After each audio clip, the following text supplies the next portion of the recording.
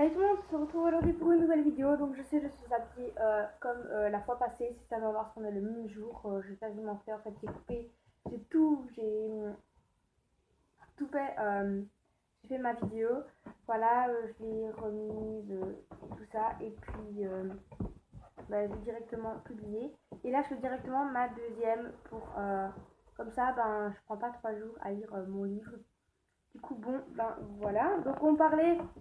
Euh, C'était sur le livre L'imagerie du poney et du cheval. Et on était à la partie. Donc, on a la deuxième partie, les poneys, les chevaux et leurs cousins. Donc on va continuer tout de suite pour pas prendre trop de temps et que la vidéo ne soit pas trop longue. C'est parti. Voilà. Alors on est à Bray de Cosette. Donc le cri du cheval, c'est le hennissement.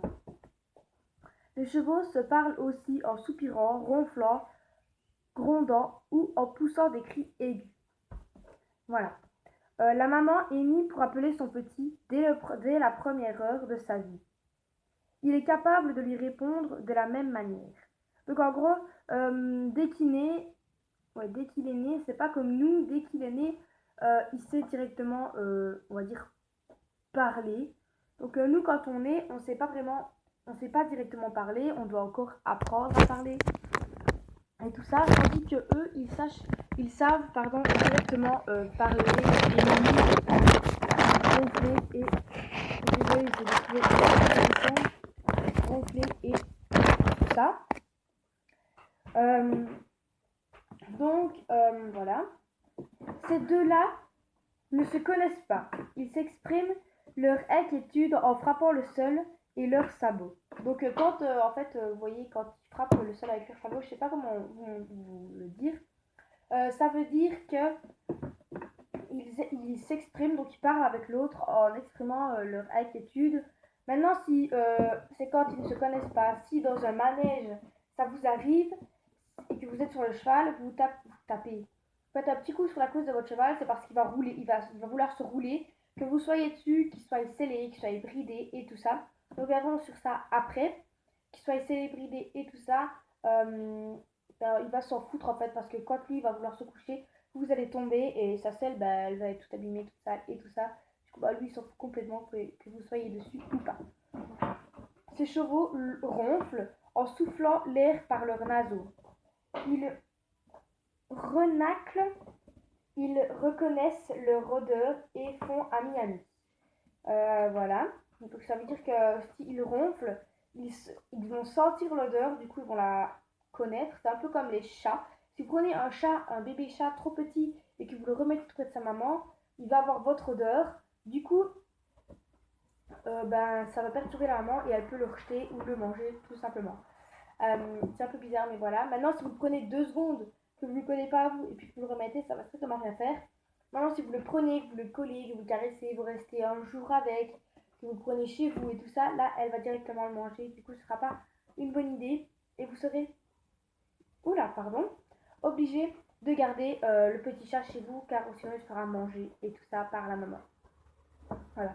Selon leur comportement, les chevaux montrent qu'ils sont heureux, qu'ils ont peur ou qu'ils sont en colère. Voilà. Donc ça, je sais pas comment vous expliquer. Hein. Voilà, un brin de toilette. Voilà. L'heure de la toilette est un moment de détente, une occasion de se faire des câlins. On ne se gratouille qu'entre amis.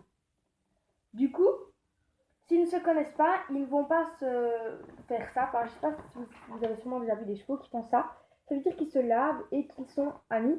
Si ils le font soi-même tout seuls, c'est que ils n'ont pas d'amis, qui ne connaissent personne. Du coup, qu'ils ne vont pas le faire avec quelqu'un qu'ils ne connaissent pas. Et en gros, c'est pour se faire des câlins et du bien, oui, se laver.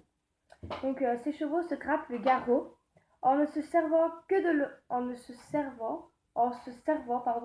de leurs dents. Ils ne sont pas mal, ils ne se font pas mal, au contraire, c'est un geste affectueux. Donc quand vous voyez qu'un cheval se gratte, donc comme je vous l'ai montré ici, c'est pas parce qu'ils veulent se faire mal, c'est parce qu'ils veulent justement se faire du bien et se gratter. Celui-ci se roule dans la poussière pour se frotter le dos. Alors voilà, c'est ce que je vous disais. Quand vous êtes sur le cheval et qu'il va taper gratter le sol, ça veut dire qu'il veut se rouler. Alors, dans certains cas, pas dans tous. Alors voilà, quand il se roule, alors celui-ci, ce n'est pas pour se débarrasser de quelque chose, c'est pour se gratouiller le dos. Tête bêche, c'est le poney. Ces poneys agitent leur queue pour se chasser les mouches. Du coup, tête bêche, ça veut dire qu'ils ont la tête bien droite. Et donc ils ont, voilà, il y a celui-ci, il regarde le cul de l'autre, et désolé de le dire, et l'autre regarde le cul de celui-ci, et lui il va faire agiter sa queue pour que lui n'ait pas de mouche sur sa tête, et lui, pour ne pas que lui n'ait pas de mouche sur sa tête, donc c'est un signe amical.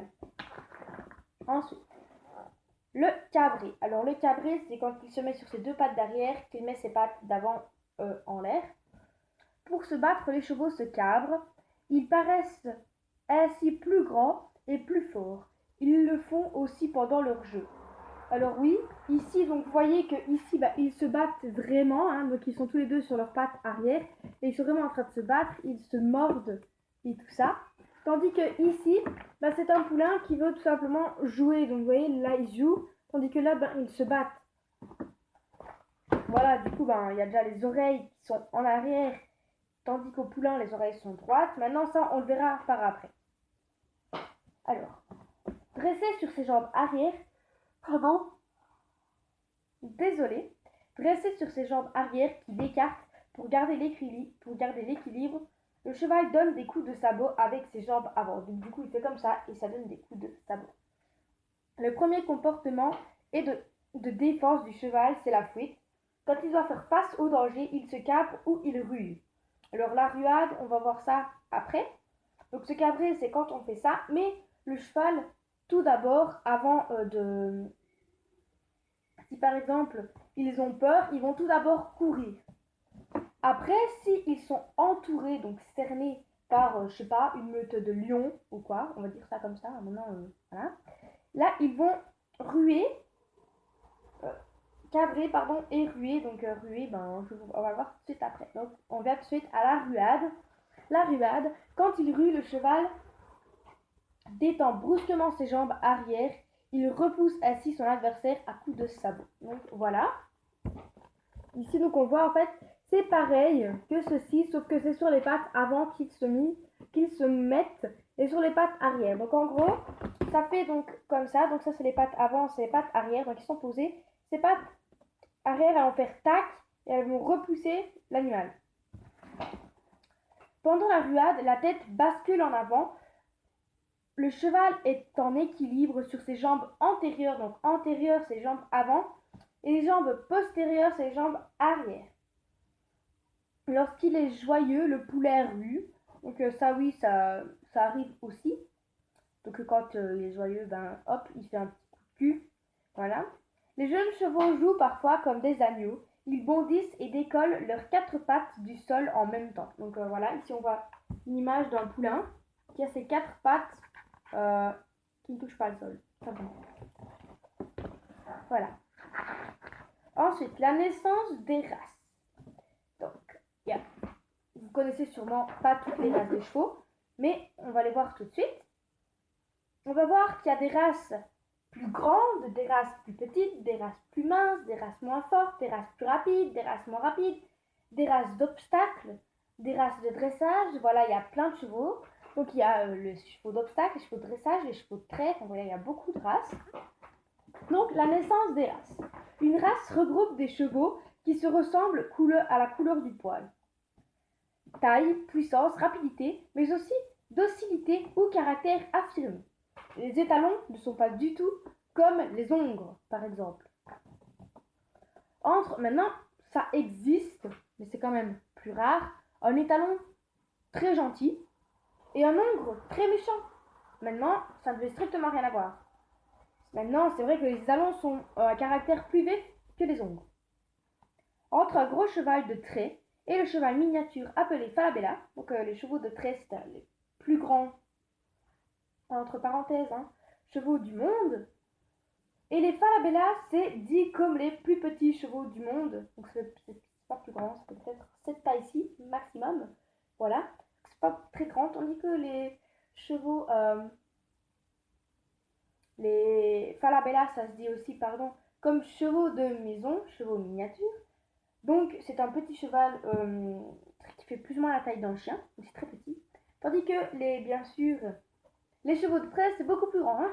Donc il y a autant de différence des poids qu'entre un agneau et une vache. Voilà. Donc, oui, voilà. Une vache, c'est beaucoup plus lourd, tandis qu'un agneau, c'est beaucoup plus léger. Pourtant, ils font tous les deux partie de la même famille des chevaux. Voilà.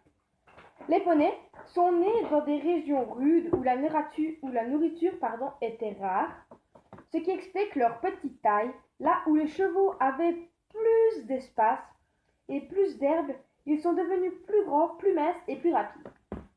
Vous voyez que les petits poneys sont simplement nés dans des endroits rudes, donc où il n'y avait pas beaucoup à boire, pas beaucoup à manger, du coup ils grandissaient moins, ils faisaient moins de sport, tandis que puis ils avaient un plus petit espace, du coup ils couraient moins et tout ça, tandis que les chevaux, eux, avaient un plus grand espace, plus de nourriture, plus à boire, du coup plus de sport, du coup plus grand, du coup plus rapide, du coup plus mince. Voilà. Et plus d'herbe, ils sont devenus plus grands, plus minces et plus rapides. Voilà. Donc là, on a une différence. On a des petits poneys et on a des petits chevaux. Donc vous voyez, plus ou moins, hein. Là, c'est de tantôt, c'était un frison, ici, ou un cheval de trait. Ici, le falabella tout petit. Voilà. Bien sûr, il y a certains qui sont encore une plus grande distance, enfin une plus grande taille encore. Maintenant, voilà. Parmi les compagnons de l'homme, c'est le cheval qui réunit le plus de qualité. Voilà, donc c'est le cheval, donc on dit toujours que le meilleur compagnon de l'homme c'est le chien, mais non, c'est le cheval en fait. Pourtant, il a été domestiqué bien après le chien et la vache. Du coup, le chien a peut-être lui été domestiqué il y a beaucoup plus longtemps. Le cheval, lui, étant domestiqué il y a moins longtemps, nous sert beaucoup plus que le chien. Le cheval nous sert à porter. Et ce cheval a beaucoup de force, c'est un cheval de trait. Voilà, donc le cheval de trait, ça servait pour tirer les calèches, tirer, voilà, plein de trucs. Donc là, on voit qu'il porte beaucoup de poids. C'est une petite... c'est pour montrer, hein. Il tirait dans les mines et tout ça. Celui-ci est très rapide, c'est un pur sang. Donc les pur sang, il y a des pur sang arabes, des pur sang anglais, des pur sang français. Il y a des... voilà, plein de pur sang. C'est celui-ci, il est beaucoup plus mince et vous voyez beaucoup plus rapide que celui-ci qui est plus lent et plus fort par contre. Ce poney très doux est le compagnon idéal des enfants. Donc oui, le poney c'est un compagnon idéal des enfants. Maintenant, je ne sais pas si on va le dire dans le livre, mais on dit toujours plus jeune cavalier, plus vieux cheval parce que le cheval va apprendre au cavalier à mieux monter. Tandis que si vous êtes un cavalier confirmé, donc que vous avez des étriers, que vous avez des licoles c'est un petit niveau, que vous avez des étriers, que vous avez des degrés, que vous faites des compétitions et tout ça, maintenant vous pouvez même faire des compétitions licoles, hein, mais si vous avez fait beaucoup de concours, que vous avez gagné beaucoup de prix mondiaux et tout ça, vous devenez un grand cavalier confirmé. Du coup, un plus jeune cheval vous pourrez avoir. Tandis que si vous êtes plus jeune, que vous n'êtes pas confirmé, que vous avez qu'un licol, il faut avoir un cheval plus vieux, qui lui, bien sûr, aura moins de force, qui lui, bien sûr, va vous apprendre beaucoup plus de choses, étant donné que lui va savoir beaucoup plus de choses, tandis qu'un jeune cheval ne saura quasi rien et vous devriez tout lui apprendre. Donc, ça se joue. C'est en utilisant toutes les qualités du cheval que l'homme a créé les différentes races des chevaux. Il en existe environ 200. Donc il existe 200 races des chevaux. Je ne vais pas tous vous les citer. Parce que là, ça n'ira pas. On va prendre toute la vidéo. Le temps, ouais.